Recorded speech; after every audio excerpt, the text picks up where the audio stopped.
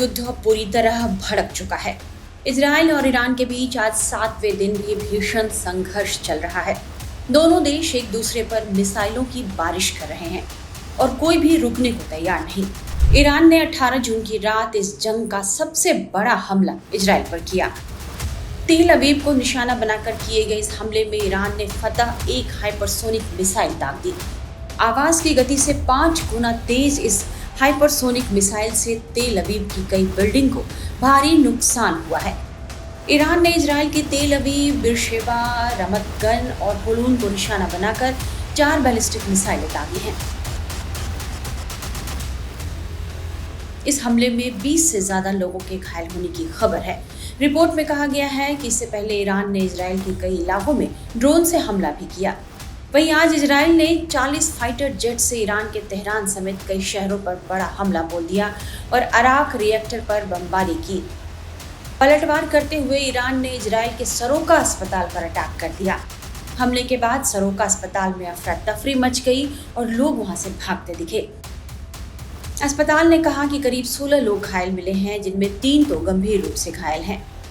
Trump की Iran की धमकी के बीच 18 जून की रात इजराइल ने ईरान पर जमकर हमला बोला।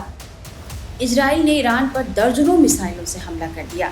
तेहरान में कई धमाके भी सुने गए और कई लोगों के मरने की खबर भी मिली। इसके पलटवार में ईरान ने भी देर रात इजराइल पर ढेरों मिसाइलों से हमले कर दिए। इसकी वजह से पूरे इजराइल में सायरन बजने लगे।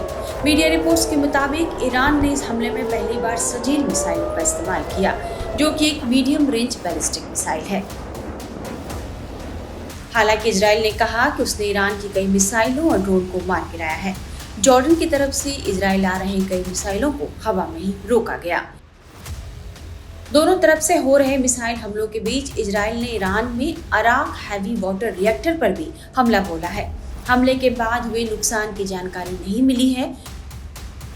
कुछ घंटे पहले ही इजरायली सेना ने अराक और खोंडब शहर के लोगों को इलाका खाली करने की चेतावनी दे दी है। अराक में हैवी वाटर रिएक्टर है। यह फैसिलिटी ईरान के न्यूक्लियर प्रोग्राम का एक अहम हिस्सा है। इसके साथ ही अराक में बड़े पैमाने पर हथियारों का उत्पादन भी होता है। इस लिहाज से इजराइल का ईरान के शहर पर हमला ईरान के लिए एक बड़े नुकसान की बात हो सकती है। दोनों मुल्कों में जारी संघर्ष में अब तक करीब 600 से ज्यादा लोगों की मौत हो चुकी है। ईरान के स्वास्थ्य मंत्रालय के मुताबिक 585 मौतें ईरान में हुई हैं। हालांकि ईरान अमेरिकी राष्ट्रपति डोनाल्ड ट्रंप की बिना शर्त सरेंडर की धमकी को पूरी तरह नजरअंदाज कर रहा है और ईरान के सुप्रीम लीडर अयातुल्ला खामेनेई ने अमेरिका की इस धमकी को लेकर तीखा पलटवार भी कर दिया है।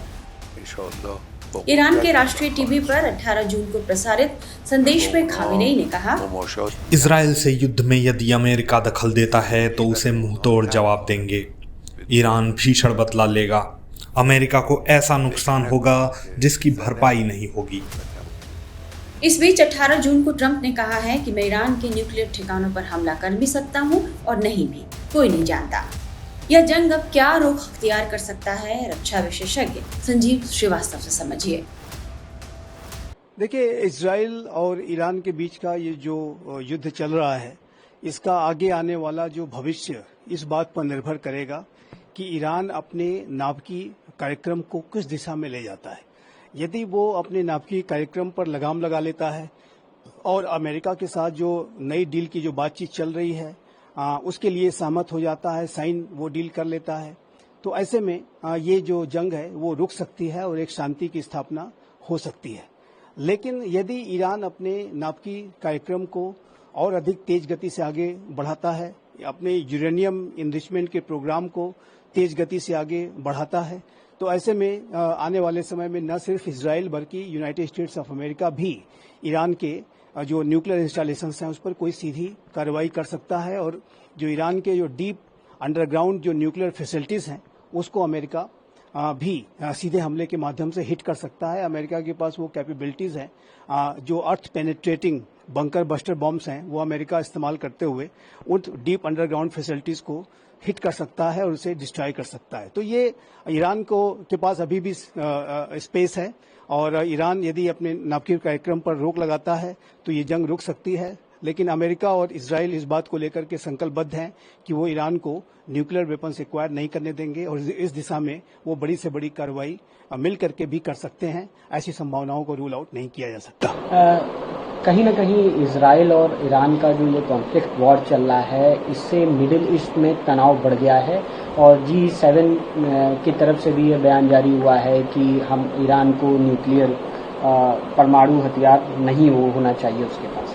जी, G7 की तरफ से एक ज्वाइंट स्टेटमेंट जारी किया गया है जिसमें कि ये स्पष्ट रूप से कहा गया है कि इजराइल को अपने सेल्फ डिफेंस का राइट है और ईरान को अपने नाभिकीय अस्त्रों के कार्यक्रम को रोकना होगा और न्यूक्लियर वेपन्स को ईरान रख नहीं सकता। तो इस तरीके का जो एक ज्वाइंट स्टेटमेंट G7 की तरफ से आया है, जो कि 7 बड़े धनी लोकतांत्रिक और औद्योगिक राष्ट्रों का सबसे बड़ा संगठन है, वो एक महत्वपूर्ण बयान है और ईरान के ऊपर ये जाहिर है कि इससे और अधिक दबाव बढ़ेगा कि ईरान अपने नाभिकीय अस्त्रों के हासिल करने के कार्यक्रम को त्यागे, उस पर रोक लगाए और वो किसी तरीके से यूरेनियम इनरिचमेंट को आगे न बढ़ाए।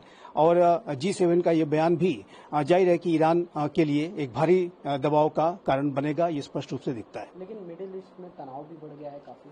देखिए, मिडिल ईस्ट में जो तनाव की स्थिति है वो लगातार बनी हुई है। पहले से ही जो इजराइल और हमास के बीच का युद्ध है वो चल रहा था और ऐसे में अब ईरान और इजराइल के बीच का जो डायरेक्ट एक युद्ध शुरू हो गया है और यदि ये युद्ध फर्दर एस्केलेट करता है तो ये तनाव और अधिक बढ़ेगा और ये जो पूरा युद्ध है इसकी जो वर्तमान की स्थिति है उसमें जो विश्व के जो एनर्जी सप्लाई चेन्स हैं वो प्रभावित हो रहे हैं, जो ऑयल सप्लाई रूट्स हैं वो प्रभावित हो रहे हैं और यदि इस युद्ध का एस्केलेशन होता है, स्टेट ऑफ हॉर्मुज को यदि ईरान ब्लॉक कर देता है तो ऐसे में जो ऑयल सप्लाई रूट्स हैं वो गहरे तरीके से बाधित होंगे और ऐसे में जो पूरे विश्व के एनर्जी सप्लाई चेन्स पर इसका नकारात्मक असर पड़ेगा। तेल के जो दाम हैं वो और अधिक बढ़ेंगे। तो ये जो स्पष्ट रूप से दिखता है कि वर्तमान समय में जो इजराइल और ईरान के बीच के युद्ध की वजह से पूरे मिडिल ईस्ट रीजन में एक व्यापक तनाव की स्थिति व्याप्त हो गई है और ये तनाव आने वाले समय में ईरान का यदि यूरेनियम इनरिचमेंट का प्रोग्राम और अधिक आगे बढ़ता है तो ये तनाव और अधिक गहरा सकता है और इससे जाहिर है कि पूरा विश्व भी प्रभावित होगा। भारत तो इससे प्रभावित निसंदेह होगा ही। नेतन्याहू ने कहा है कि खामेनेई जो ईरान का सबसे बड़ा लीडर है उसकी हत्या से ही ये विवाद खत्म होगा। देखिए, इसमें कोई दो राय नहीं होना चाहिए कि इजराइल का जो अल्टीमेट लक्ष्य है वो ईरान में रिजीम चेंज को कराने का है, क्योंकि नेतन्याहू इस बात को मानते हैं कि जो ईरान की जो इस्लामिक रिजीम है वो पूरे इजराइल के अस्तित्व के लिए खतरा का कारण बन सकती है और जो ईरान में जो 1979 के इस्लामिक रिवॉल्यूशन के पहले जो शाह का शासन था उसके तरह से वहां पर वो शासन स्थापित करने की मंशा इजराइल भी रखता है और अमेरिका भी रखता है और दोनों ही इस बात को की कोशिश करते हैं कि ईरान में किस तरीके से ये जो इस्लामिक शासन है वो समाप्त हो, वहां पर लोग रिजीम चेंज करें और इसके लिए दोनों प्रयास करते हैं। तो ये बेंजामिन नेतन्याहू का ये उसमें ये मानना है कि यदि सुप्रीम लीडर अयातुल्लाह खामनेई को एलिमिनेट कर दिया जाता है तो ऐसे में रिजीम चेंज को कराने में आसानी होगी। लेकिन ऐसी रिपोर्ट्स हैं कि डोनाल्ड ट्रंप ने ऐसे किसी भी प्लान पर इजराइल को एक्शन लेने से रोका है क्योंकि इस समय अमेरिका और ईरान के बीच में एक न्यूक्लियर डील नेगोशिएट हो रही है और यदि ये ईरान इसके लिए मान जाता है तो संभव है कि इजराइल को ऐसा किसी बड़े ऑपरेशन को करने में अमेरिका उसे गो हेड न दे और उसको इस पूरी प्रक्रिया करने से रोके।